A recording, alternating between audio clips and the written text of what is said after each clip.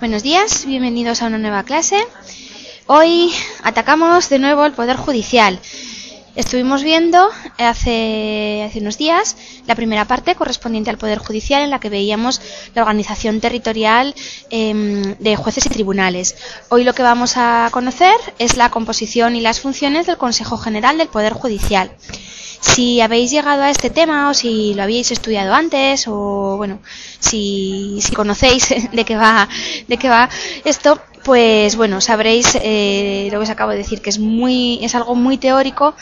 Hay unas cuantas clasificaciones, hay unos cuantos órganos, entonces bueno, tenemos que cogerlo con un poquito de ganas para conseguir memorizar, pues eso, cuál es su composición, sus órganos técnicos, quién lo preside, etcétera, etcétera. Sé que cuesta y que cuesta memorizar sobre todo todas estas clasificaciones, lo decimos siempre, los primeros temas de la parte de organización, administración, funcionamiento del Estado son siempre pues un poco más duros por eso mismo, porque son los más teóricos y porque son los que más clasificación en cuanto a funciones, composición, ceses, elecciones, etcétera, etcétera tienen. Pero bueno, lo intentamos, ¿de acuerdo?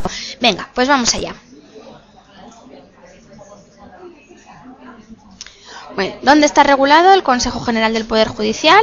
Pues está en la Ley Orgánica 685 de 1 de julio del Poder Judicial. Hasta hace un tiempo estaba recogido... ¿Un segundo?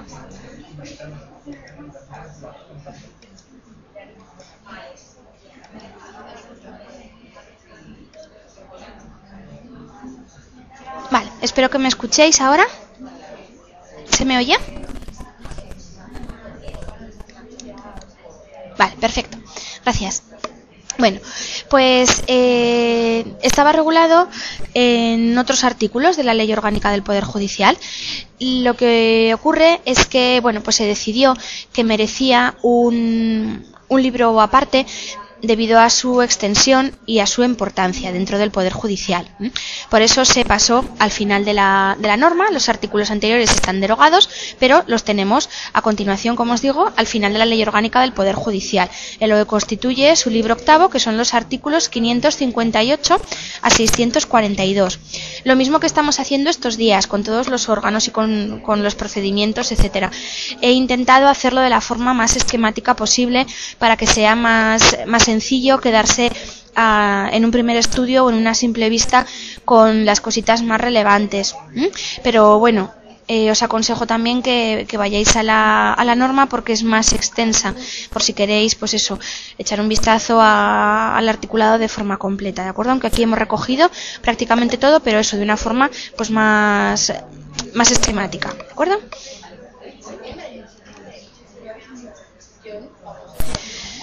Bueno, el Consejo General del Poder Judicial, lo primero y más básico que tenemos que saber es que es el órgano de gobierno del Poder Judicial, del tercer poder del Estado, ¿vale? Del que corresponde a los jueces y tribunales.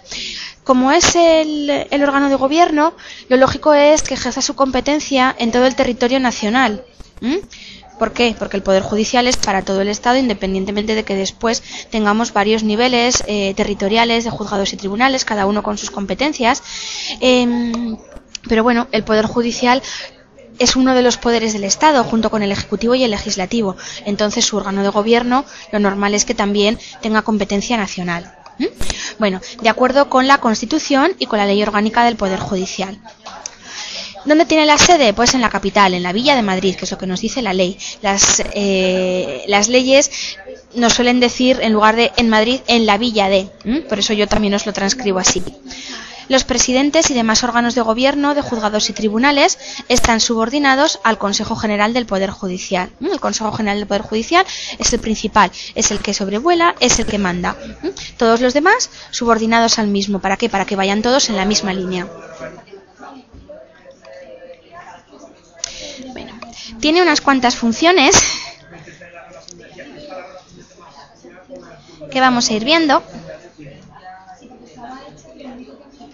No te preocupes, Miguel, cuando no entiendas algo tú me vas diciendo, ¿de acuerdo? A ver si lo podemos hacer un poquito más grande. Y vemos las funciones.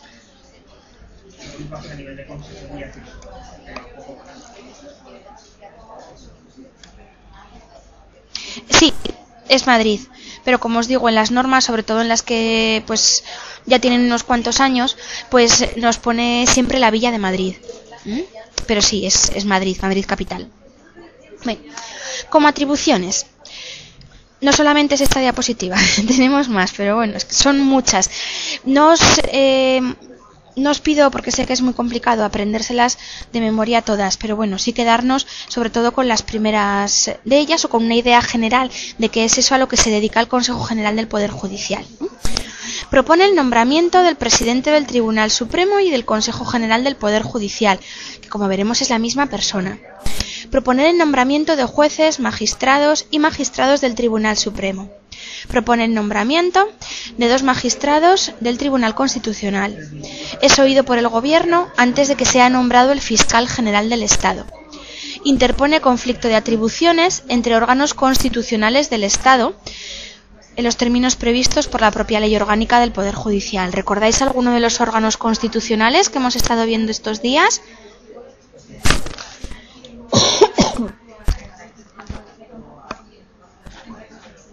Recordemos que los órganos constitucionales eran aquellos que se creaban por la Constitución y que después, la propia Constitución remitía a que una ley orgánica recogiese el funcionamiento, la organización de ese órgano. ¿Vale? Nos dice Isabel las Cortes, muy bien. El Defensor del Pueblo, exactamente. Muy bien, tenemos el Tribunal Constitucional. Muy bien, vale. Bueno, pues esos conflictos de atribuciones entre estos órganos constitucionales interpone. Participa en la selección de jueces y magistrados. Resuelve lo que proceda en materia de formación y perfeccionamiento, provisión de destinos de jueces y magistrados. Todas las funciones van a estar íntimamente relacionadas con el ámbito judicial. Ejerce la alta inspección de los tribunales, supervisión, coordinación de la actividad inspectora de presidentes y salas de gobierno de los tribunales, imparte instrucciones a los órganos de gobierno de juzgados y tribunales, cuida de la publicación oficial de las sentencias y otro tipo de resoluciones, regula la estructura y funcionamiento de la escuela judicial. ¿Veis? Como os digo, todo lleva el adjetivo judicial. Regula la estructura y funcionamiento del Centro de Documentación Judicial, luego veremos qué es, tanto esto como la escuela. Nombra al vicepresidente del Tribunal Supremo, al promotor de la acción disciplinaria, que también veremos quién es, y al jefe de la Inspección de Tribunales. Nombra al director del Gabinete Técnico del Consejo General. Regula y convoca el concurso oposición de ingreso en el cuerpo de letrados del Consejo General. Ejerce la potestad reglamentaria en distintas materias, como puede ser organización y funcionamiento del propio Consejo General del Poder Judicial, órganos de gobierno, de juzgados y tribunales, publicidad de actuaciones judiciales, régimen de guardias de los órganos jurisdiccionales, es decir, todo lo que no esté regulado por una ley que pertenezca al ámbito del Poder Judicial y que sean ya como más cositas de, del día a día, que son las que al final se regulan a través de reglamento, como puede ser pues la propia organización interna, el régimen de guardias, los asuntos y ponencias, ya cosas que pertenecen exclusivamente al ámbito del Consejo General del Poder Judicial y que no van a ser establecidas por ley.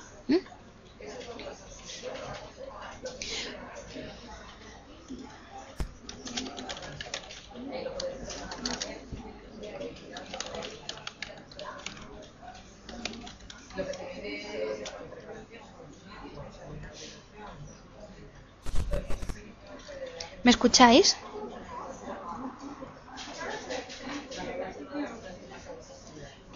Vale. Vale, ok, Paloma. Vale. Gracias.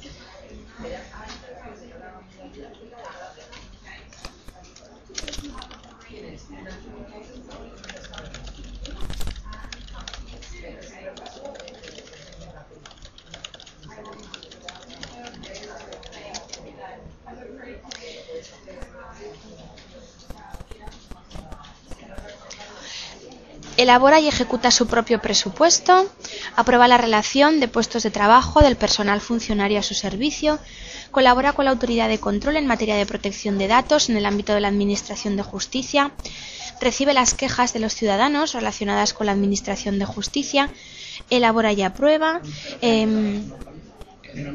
los sistemas de racionalización, organización, medición de trabajo para los órganos jurisdiccionales. Propone las medidas de refuerzo para los órganos judiciales. Emite informes por el anormal funcionamiento de la Administración de Justicia y otras que se le puedan atribuir en algún otro artículo de la Ley Orgánica del Poder Judicial.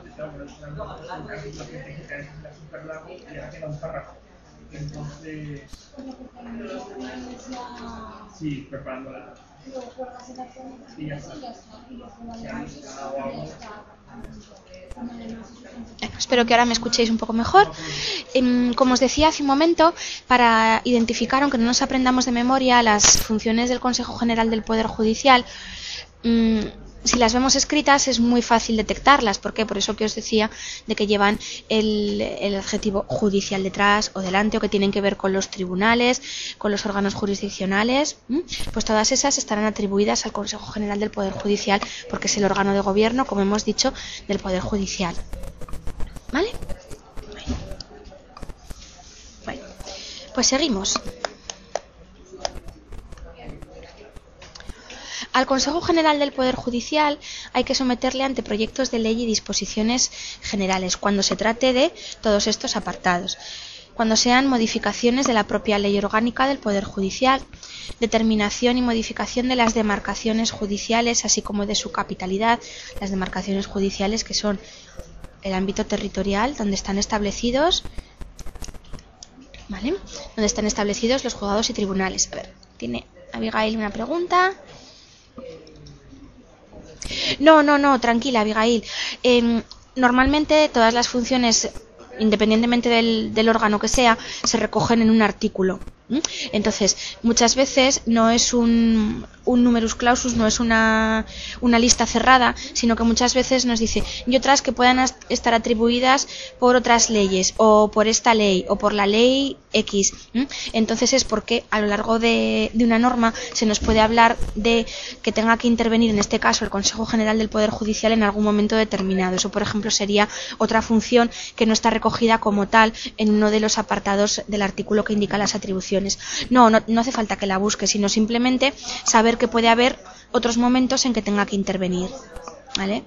Pero no, tranquila, no te preocupes, ¿no? ¿Vale? Porque si no vas a encontrar el Consejo General del Poder Judicial, lo encontrarás muchísimas veces en la ley, así que tranquila, no te preocupes. Bueno, pues como decíamos, hay ciertos anteproyectos de ley o disposiciones generales que tienen que pasar antes por el filtro del Consejo General del Poder Judicial, como pueden ser pues las modificaciones de la ley orgánica que lo regula, la determinación y modificación de las demarcaciones judiciales, la fijación y modificación de la plantilla orgánica de jueces y magistrados, secretarios judiciales y personal al servicio de la Administración de Justicia, el estatuto orgánico de los jueces y magistrados, el estatuto orgánico de los secretarios judiciales, del resto del personal de la Administración de Justicia, normas procesales o que afecten a aspectos jurídico-constitucionales de la tutela ante los tribunales ordinarios, normas que afecten a la constitución, organización de los tribunales, leyes penales y normas sobre régimen penitenciario, cualquier otra que el Gobierno, las Cortes o las asambleas legislativas estimen oportuna. Como veis, también es todo muy relacionado con la actividad ya de los juzgados y tribunales.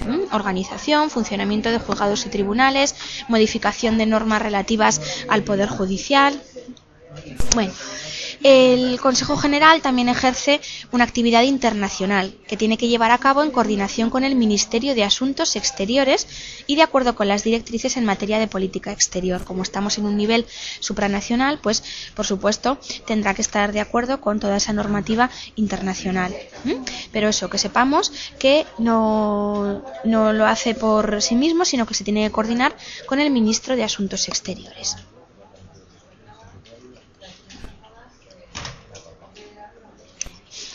Además, el Consejo anualmente tiene que remitir a las Cortes Generales una memoria en la que conste el estado, funcionamiento y actividades del propio Consejo General y de los juzgados y tribunales. Es para llevar un control de esa actividad del Consejo General del Poder Judicial. ¿Qué incluye la memoria? Bueno, pues lo que tiene que presentar es, a la vista de todo lo que haya observado durante el año o de todo ese control que haya ejercido el Consejo General, ¿vale? Pues puede plantear una serie de necesidades en materia de personal, instalaciones, recursos para un funcionamiento correcto. Entonces, bueno, todo eso tiene que remitirlo a las Cortes Generales. Además, como es muy importante evaluar el impacto de género, esa igualdad en materia de género, tiene que incluir la memoria un capítulo sobre el impacto de género en el ámbito judicial, pues sobre ese reparto de competencias, de funciones, de personal en materia de sexos. Las Cortes Generales pueden solicitar la comparecencia del presidente del Tribunal Supremo para que responda a las preguntas que se le formulen acerca de la referida memoria. Es decir, las Cortes tendrán mucho material para ver si esas necesidades esas peticiones se pueden llevar a cabo, se pueden cumplir, se pueden satisfacer, pero también podrán requerir al presidente para que se explique o para que resuelva alguno de los puntos que no hayan quedado lo suficientemente claros en la memoria. El Consejo General elabora también su propio presupuesto, que estará sujeto a la legislación presupuestaria general. Que lo elabore por sí mismo no quiere decir que pueda elaborar el presupuesto como le dé la gana, sino que tiene que seguir el principio de legalidad, ¿vale? Y en este caso nos iríamos a la legislación presupuestaria general. El control interno del gasto del Consejo se lleva a cabo por un funcionario del Cuerpo Superior de Interventores y Auditores del Estado. Este funcionario va a depender, en cuanto a funciones, del Consejo General del Poder Judicial y, en cuanto al control externo, del Tribunal de Cuentas. Bueno, pero no pasa nada, que sé que es muy lioso. De aquí, lo más interesante es que sepáis que puede elaborar su propio presupuesto, pero que aún así está sujeto a la legalidad. Y que además está vinculado también por los principios de estabilidad y sostenibilidad presupuestaria, al igual que el resto de órganos que puedan elaborar su presupuesto. Principios, además, por los que ya se reformó la Constitución, para estar de acuerdo al principio de estabilidad presupuestaria y esa igualdad presupuestaria, y que cada uno gastase o tuviese un presupuesto acorde, cada comunidad o cada órgano, en función de sus posibilidades, ¿vale? Estabilidad presupuestaria para lograr pues un equilibrio presupuestario entre ingresos y gastos. Entonces, bueno, pues eso, sobre todo que recordemos al hilo de esto la última modificación de la Constitución en 2011 para el principio de estabilidad presupuestaria, ¿vale? A ver, Belén, los interventores dependen del Ministerio de Hacienda orgánicamente. Sí. Lo que pasa es que funcionalmente el que se dedique específicamente a evaluar ese presupuesto, funcionalmente dependerá del Consejo General del Poder Judicial. Pero sí, como órgano, todo lo que tenga que ver con Hacienda, pues eso es del Ministerio de Hacienda. Bueno, entramos en la composición. En un primer momento vemos la composición de presidente y vocales, luego veremos los órganos técnicos, ¿vale? Veremos el cuerpo de letrados, bueno, pero vamos pasito a paso. De momento, veamos el presidente y los 20 vocales. El presidente del Consejo General del Poder Judicial es la misma persona que el presidente del Tribunal Supremo. Esto, aquí, ¿vale? Dedicamos una neurona entera a que recuerde eso, porque podemos ver escrito el presidente del Tribunal Supremo, el presidente del Consejo General del Poder Judicial, el presidente de ambos. Entonces nos puede llevar a error o a un poco de lío el que en ese momento no nos acordemos bien de que es la misma persona, ¿vale? Diremos, pero ¿por qué me están hablando del presidente del Tribunal Supremo ahora si estamos en el Consejo General del Poder Judicial? Pues bueno, porque es la misma persona.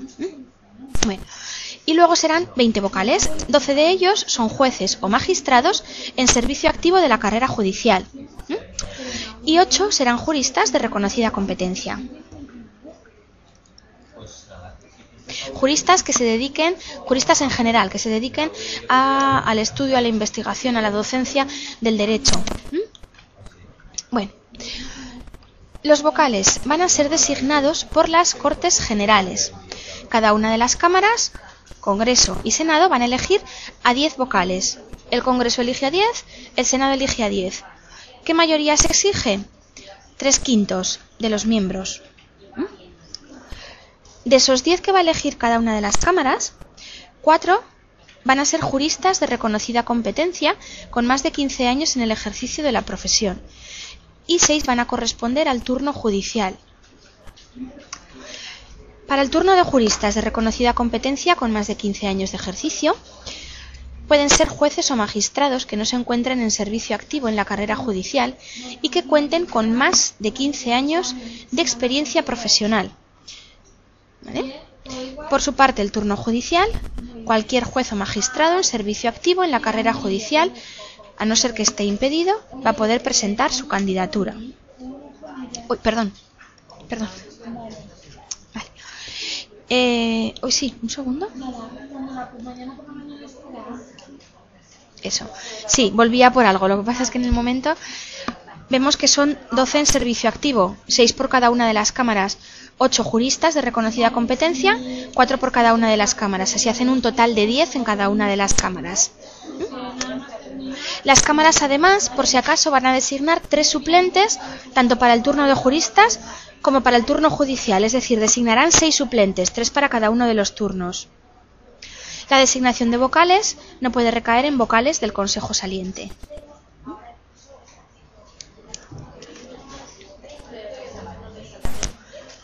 El Consejo General del Poder Judicial se va a renovar en su totalidad cada 5 años, desde la fecha de su constitución. Se renueva por completo.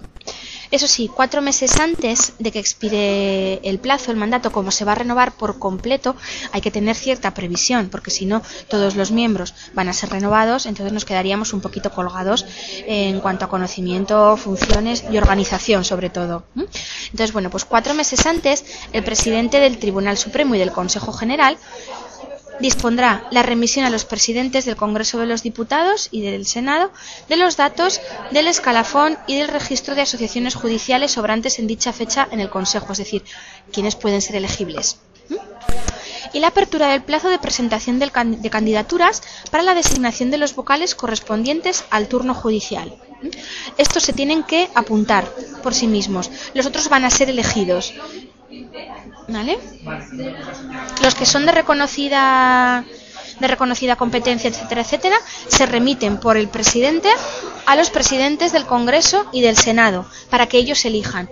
Y en el caso de los que son del orden judicial, del turno judicial, perdón, esos tienen que inscribirse una vez abierto el plazo.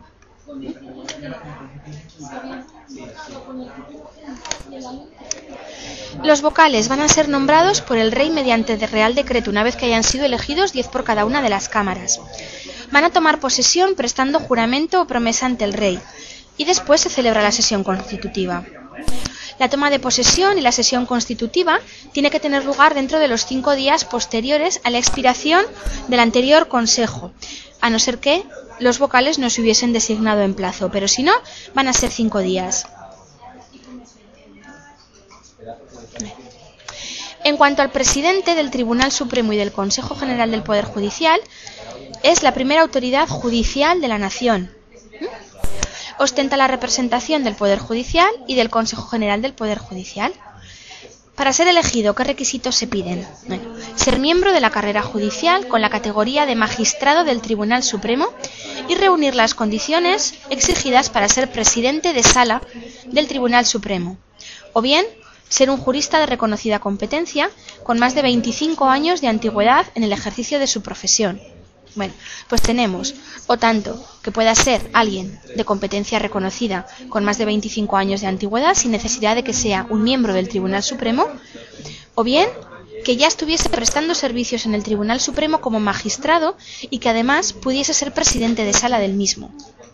Cuando se den una de las dos circunstancias, podemos ser elegidos presidentes tanto del Tribunal Supremo como del Consejo General del Poder Judicial. También va a ser nombrado, al igual que los vocales, por el rey y también mediante real decreto. En este caso, que no pasaba con los vocales, tiene que ser refrendado por el presidente del gobierno. Presta juramento o promesa ante el rey y toma posesión de su cargo ante el Pleno del Tribunal Supremo. La duración va a coincidir con la del consejo en el que se haya elegido, por lo tanto la duración del mandato del presidente del Tribunal Supremo, ¿de cuánto será?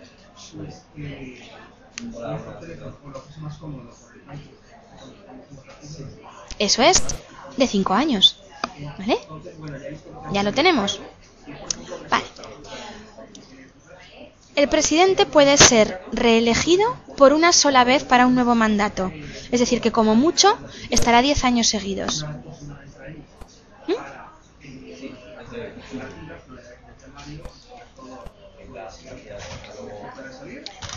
¿Cuándo cesa el presidente? O bien porque expire el término de su mandato en los 5 años, por renuncia, que puede renunciar por sí mismo, o por decisión del Pleno del Consejo General del Poder Judicial, por notoria incapacidad o incumplimiento grave de los deberes del cargo, apreciados por 3/5 de los miembros del Consejo General del Poder Judicial. Estas 3 causas también nos las vamos a aprender. Bueno, el vicepresidente. En el primer pleno ordinario que se celebre en el ámbito del Consejo General del Poder Judicial, una vez que se haya constituido, una vez constituido, tendremos un pleno ordinario. Sí que tendremos presidente y tendremos vocales, pero no tendremos todavía vicepresidente. Entonces, en ese primer pleno ordinario lo vamos a elegir. Va a ser nombrado por mayoría absoluta del Pleno del Consejo General del Poder Judicial de entre los nombres propuestos por el presidente. El presidente dirá, pues podría ser esta persona. Votamos. ¿Cuánto es necesario para la mayoría absoluta?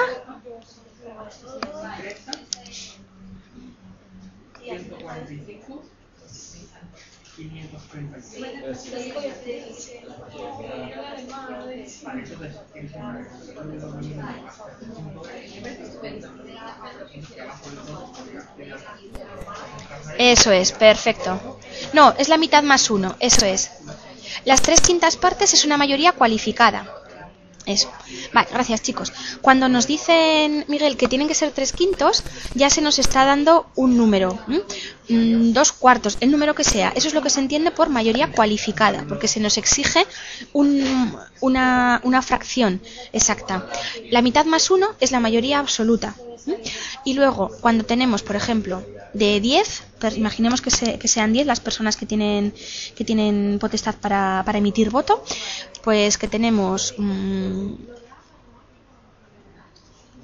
8, 1 y 1, o 5, 3 y 2. Pues mayoría simple sería 5. O 4, 2, 2 y 2. Pues 4 sería la mayoría. En el caso de la mayoría absoluta ya se nos exige un mínimo de 6, la mitad más 1. ¿Vale? Esa es la diferencia entre ellas. Bueno, nombrado por mayoría absoluta, propuesta del presidente. Es necesario tener la categoría de magistrado del Tribunal Supremo, como hemos visto antes, estar en servicio activo y reunir los requisitos para ser presidente de la sala. Si no se alcanzase la mayoría absoluta, se efectúa una nueva propuesta.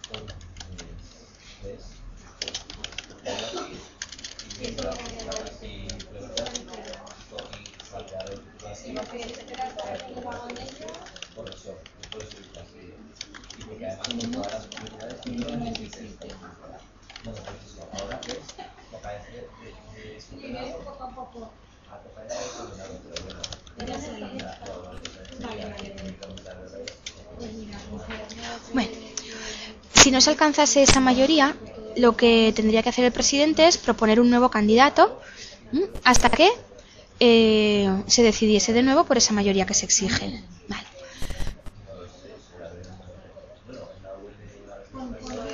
Bueno,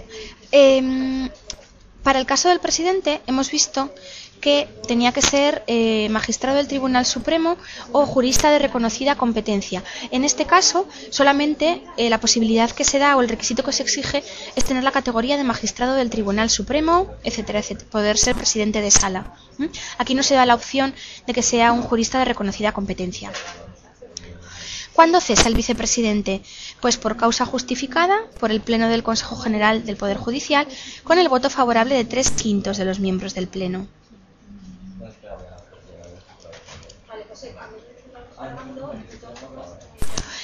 ¿A qué se dedica el vicepresidente? Pues bueno, va a ejercer el cargo de presidente, tanto de un órgano como de otro, en los casos legalmente previstos de cese anticipado del presidente y hasta que se nombre uno nuevo.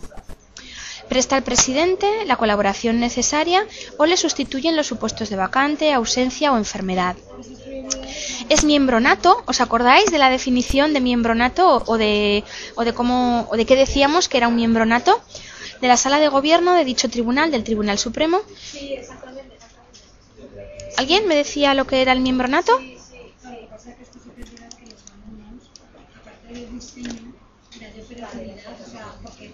Eso es, que es así por ley, por atribución. Muy bien, vale, gracias. Perfecto, pues va a ser miembro nato de la sala de gobierno del Tribunal Supremo. Bueno, empezamos con otra tanda de órganos. El Gabinete de la Presidencia del Tribunal Supremo y del Consejo General del Poder Judicial, que es el que le presta asistencia al presidente. Es nombrado y cesado por el presidente. Para formar parte del gabinete tenemos que ser miembros de la carrera judicial o juristas de reconocida competencia. Auxilian al presidente en sus funciones, ejercen otras funciones que les pueda encomendar de por sí el presidente y dirigen los servicios de Secretaría de Presidencia, tanto del Tribunal Supremo como del Consejo. Mientras desempeñe su cargo, el director del Gabinete de la Presidencia tiene la consideración de magistrado del Tribunal Supremo.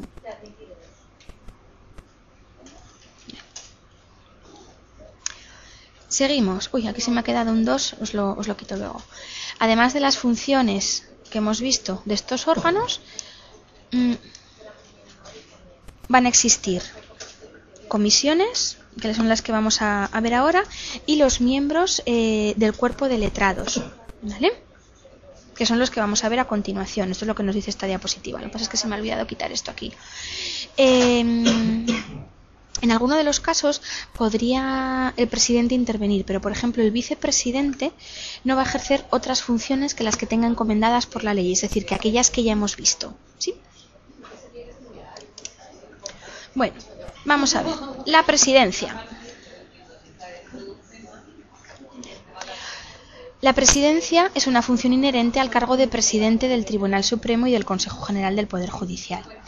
¿Qué hace la presidencia? Representa al Consejo, convoca y preside las sesiones del Pleno y de la Comisión Permanente, fija el orden del día de las sesiones del Pleno y de la Comisión Permanente, propone al Pleno y a la Comisión las cuestiones que estime oportunas, autoriza los acuerdos del Pleno y de la Comisión Permanente a través de su firma, ejerce la dirección superior de las actividades de los órganos técnicos del Consejo General del Poder Judicial, dirige la comunicación institucional, propone el magistrado de la Sala Segunda o Tercera del Tribunal Supremo, que va a ser el competente para conocer de la autorización de las actividades del Centro Nacional de Inteligencia que afecten a los derechos fundamentales reconocidos en el artículo 18, 2 y 3 de la Constitución. ¿Os acordáis de cuáles son?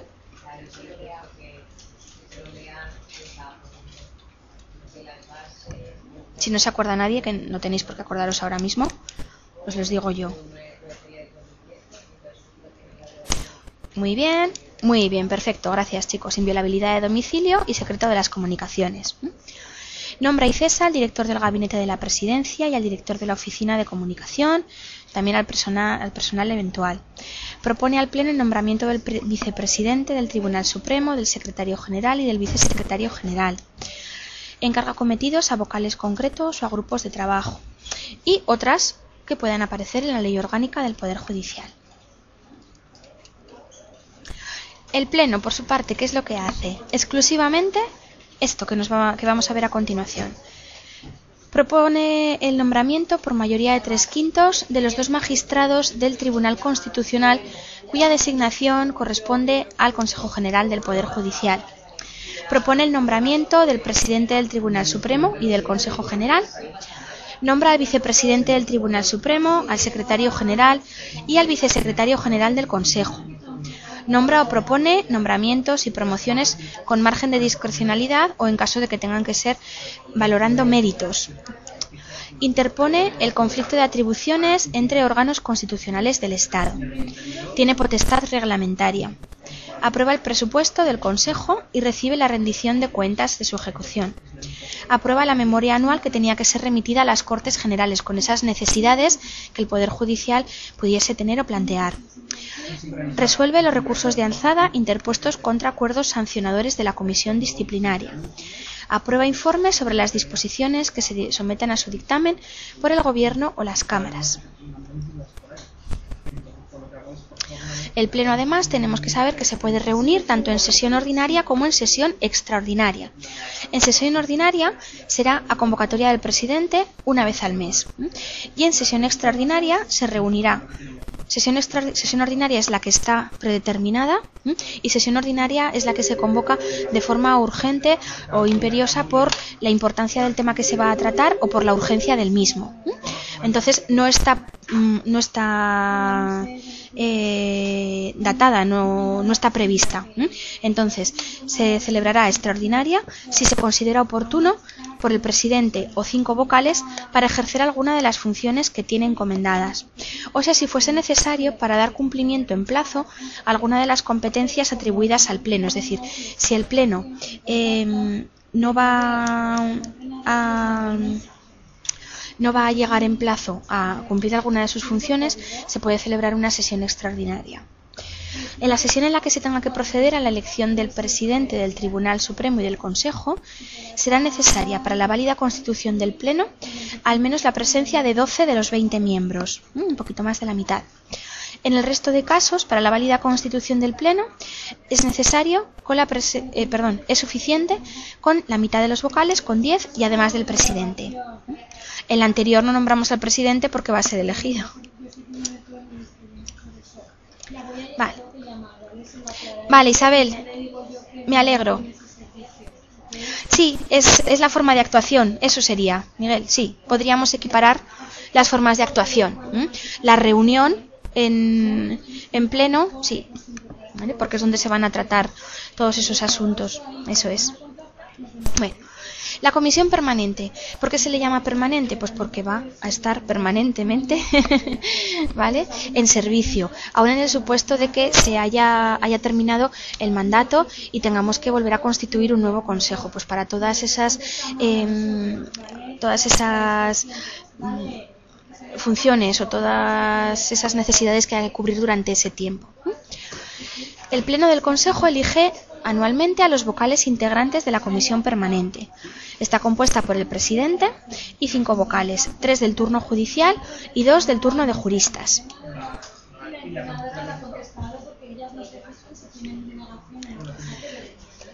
Todas esas atribuciones que no estén expresamente reservadas a la presidencia, al Pleno, a la comisión disciplinaria, a la comisión de igualdad o a la comisión de asuntos económicos, también van a estar atribuidas a la comisión permanente.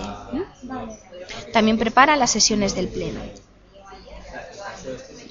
Pasamos a la comisión disciplinaria. Bueno, la comisión disciplinaria sus vocales son elegidos por el Pleno y su mandato será de 5 años, igual que el del Consejo. La comisión disciplinaria está compuesta por 7 vocales, 4 del turno judicial y 3 del de juristas, de reconocida competencia. Actúa con la asistencia de todos sus componentes y bajo la presidencia del vocal de origen judicial con mayor categoría y antigüedad.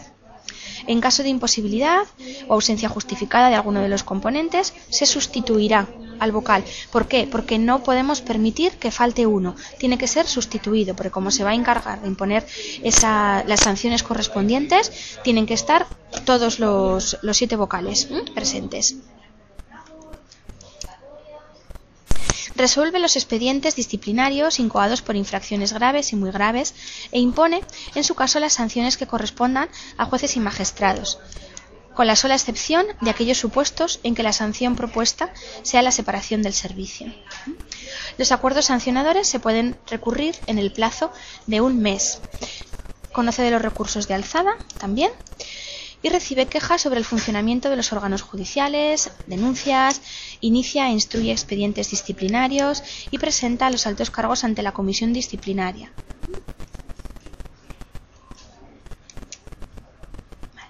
Dentro de la comisión disciplinar hay un perfil al que le corresponde esta última función en específico de la que estábamos hablando, que se llama promotor de la acción disciplinaria.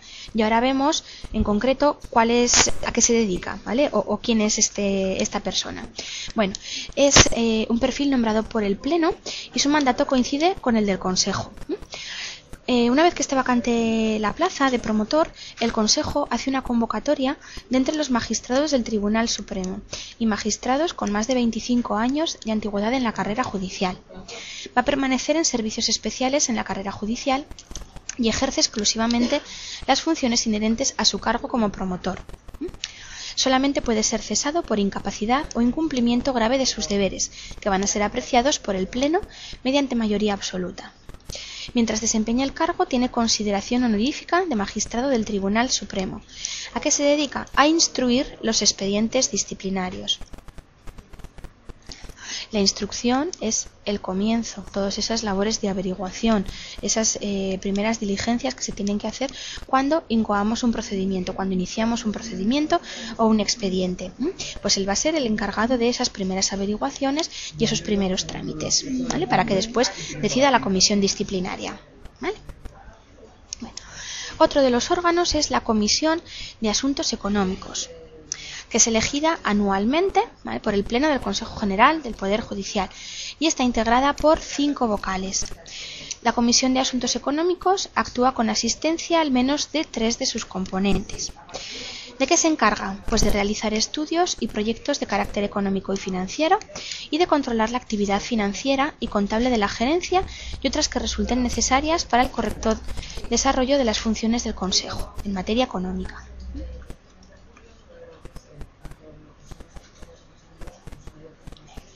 También tenemos la Comisión de Igualdad. También es elegida anualmente por el Pleno del Consejo General del Poder Judicial y tiene 3 vocales y está presidida por la vocal con mayor antigüedad en el ejercicio de su profesión jurídica. Actúa con la asistencia de todos sus componentes, de los 3. Se tiene que atender en la elección al principio de presencia equilibrada entre mujeres y hombres. Si son 3 vocales no podemos tener 1 y medio, ¿vale? Pero bueno, pues eso, que haya cierta paridad. Asesora al Pleno sobre las medidas necesarias o convenientes para integrar activamente el principio de igualdad entre mujeres y hombres, entre hombres y mujeres, en el ejercicio de las atribuciones del Consejo. Elabora los informes previos sobre impacto de género de los reglamentos, de esa normativa que puede elaborar el propio Consejo, pues bueno, qué impacto sobre la igualdad tiene esa nueva normativa que se ha elaborado. Propone medidas para mejorar los parámetros de igualdad en la carrera judicial y estudia y sigue la respuesta judicial en materia de violencia doméstica y de género, ayudada por el Observatorio contra la Violencia Doméstica y de Género o cualquier otro instrumento que se pueda establecer a los efectos.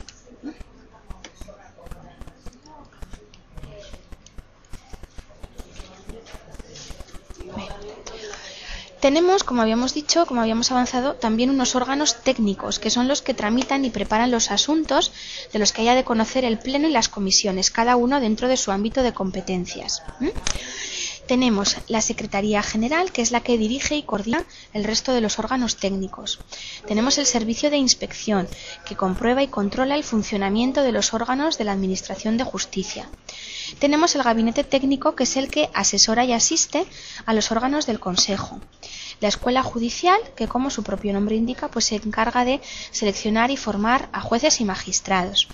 Al Centro de Documentación Judicial, que es el que maneja, trata, publicita toda la información legislativa, jurisprudencial y doctrinal, que la difunde, ¿vale?, teniendo el cuidado debido. Y la Oficina de Comunicación, que es la que comunica toda esa información de la institución. Tenemos un interventor al servicio del Consejo General, pero que no es un órgano técnico en sí mismo considerado, sino que está adscrito a la comisión permanente que acabamos de ver. Sí, el interventor es una persona que está al servicio de las funciones que le pueda encomendar el Consejo General del Poder Judicial, pero como os digo, no es un órgano técnico en sí mismo, por eso lo hemos puesto aparte, sino que está adscrito a la comisión permanente como órgano, por eso está aparte. Entonces, pues bueno, es una una persona al servicio de esas funciones que se le puedan encomendar por el consejo, ¿vale? Es un perfil, pues eso, de ayuda, de asistencia, pero eso, que os lo he puesto aparte, recordad que está adscrito a la comisión permanente. Bueno, pues eso, os he resumido en una frase la función de cada uno de ellos. ¿Para qué? Para que no os hagáis muchísimo lío, porque el articulado, como os he avanzado al principio, es muy extenso. Entonces podéis consultar la Ley Orgánica del Poder Judicial, por supuesto, pero bueno, yo con que os quedéis con la principal función de cada uno de estos órganos, me doy por satisfecha. Es sencillo descifrar a qué se dedica cada uno. La comunicación, pues a las comunicaciones que se tengan que hacer por parte del órgano. El centro de documentación, toda la información, a organizar, a tratarla, a ordenarla. La escuela, a seleccionar y a formar a los jueces y magistrados. El gabinete suele ser siempre un órgano de asesoría, pues en este caso también el gabinete técnico asesora y asiste al Consejo General, a todos sus órganos. La inspección, pues para controlar el correcto funcionamiento del resto de órganos. Y la Secretaría General, como Secretaría General, ¿vale?, coordina. Finalmente, además, tenemos el cuerpo de letrados, que es el que se llama personal del Consejo General del Poder Judicial. ¿Cómo se ingresa? Pues mediante un proceso selectivo en el que se garanticen los principios de mérito y capacidad. Reglamentariamente se irá estableciendo el número determinado. La Ley Orgánica del Poder Judicial no nos dice cuántos son, sino que reglamentariamente esa es una de las caras de la potestad reglamentaria que veíamos antes, que tiene el Consejo General del Poder Judicial, organizar a nivel interno, a través de reglamentos. Pues bueno, a través de un reglamento va a establecer en cada momento el número de letrados de la plantilla del personal. No os lo he puesto porque os emplazo a ver si lo podéis averiguar, ¿vale? Y me vais contando, a ver si acertáis. Entonces, o bien el próximo día que estemos juntos, o si me lo queréis mandar, o si lo queréis mandar a vuestros profesores, quienes no seáis alumnos míos, venga, así pongo un poquito de tarea. Es muy fácil, ¿vale? Es muy, muy sencilla. Bueno, lo que sí que os digo, tenemos letrados de carácter permanente y letrados de carácter temporal. Sí, está asistido, eso es, Isabel. Sí, le asisten los letrados. ¿Vale? Vale, Abigail, tranquila. Queda grabado, así que puedes ver el final, no te preocupes.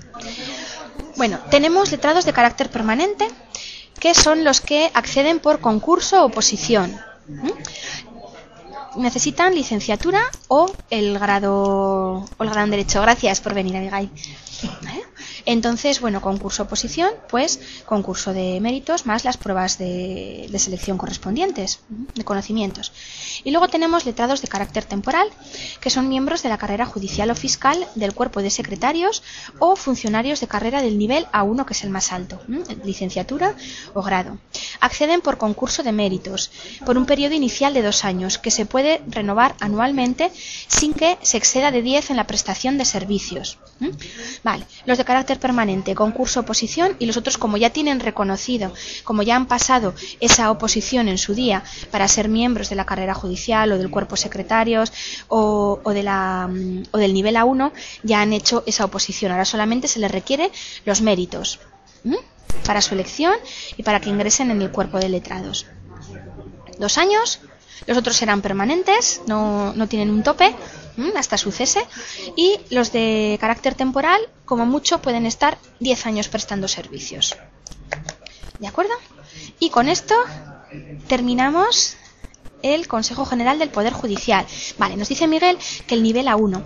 Los funcionarios se estructuran en distintos cuerpos, dependiendo del nivel de conocimientos o de titulación. Tenemos el nivel A1, tenemos el B1, el B2, tenemos el C, ¿vale? Entonces A1 se equivale a una licenciatura o a un grado de los actuales. Lo que pasa es que toda la normativa hace alusión a las licenciaturas, porque todavía no se trabajaba con grados.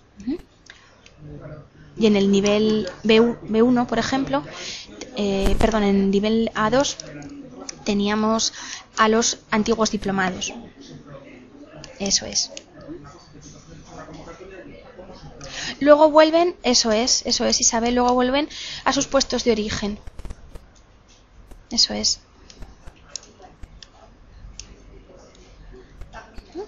Bien. ¿Alguna cosa más? Pues muchas gracias, chicos, por asistir. Espero que dentro de todo lo teórico que es haya sido un pelín, aunque sea ameno, ¿vale? Y que se hayan quedado claros los conceptos, ¿vale? De todas formas, repasadlos y cualquier duda, pues como siempre, ya sabéis que estamos a vuestra disposición, ¿vale? No solamente yo, sino también el resto de mis compañeros, ¿vale? Bueno, pues nos vemos el próximo día. Bueno, pues que paséis buen fin de semana. Muchas gracias por venir. Adiós a todos.